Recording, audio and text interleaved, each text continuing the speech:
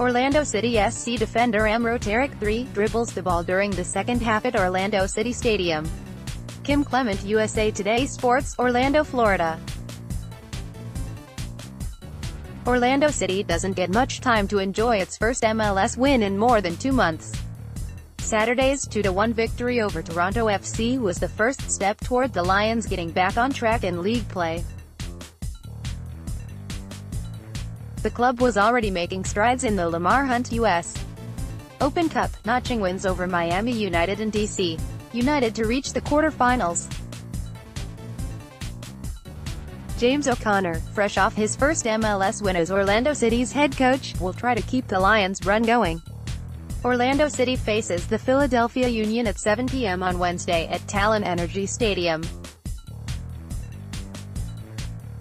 I think it's nice to get a win, but now we're focused on Philly, so we need to make sure we are dialed into what will be a very tough game against Philly on Wednesday night, O'Connor said. With a win, O'Connor would be the third coach this season to lead Orlando City to a 2018 Open Cup victory. Former coach Jason Kreis was at the helm for Orlando City's win over Miami United, and interim coach Bobby Murphy led the club to victory against D.C. United. Orlando City has never made it to the semi-finals of the U.S. Open Cup. It would be incredible, O'Connor said. I think there's a desperation from all of us to go as far we possibly can in the competition.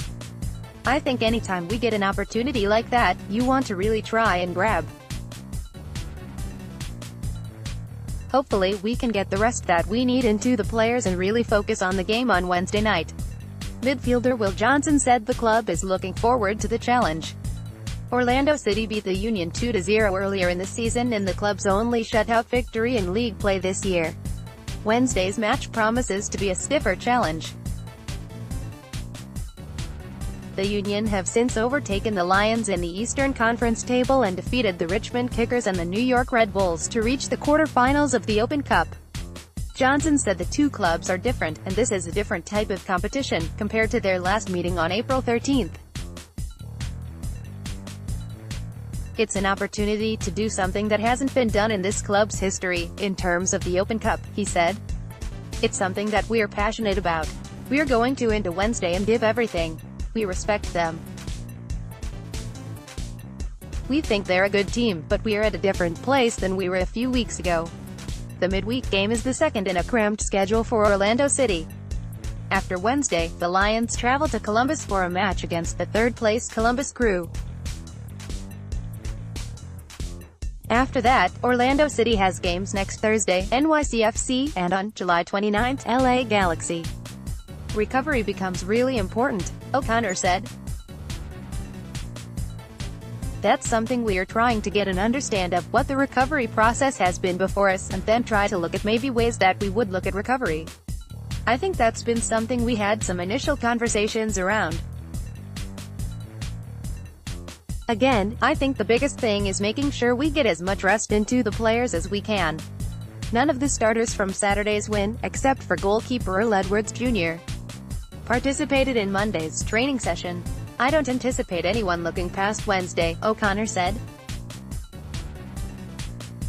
Player updates. No official timeline has been released regarding the anticipated return of centre-back Lamine Sané, quad, right-back Scott Sutter, adductor, and centre-back Jonathan Spector, hamstring.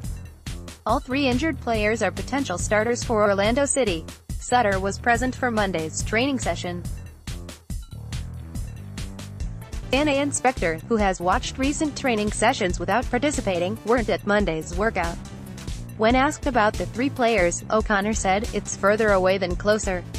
I think, for me, once that starts, I tend to think, okay, well, they're not going to be available, so I focus on what I have and then focus on that next game."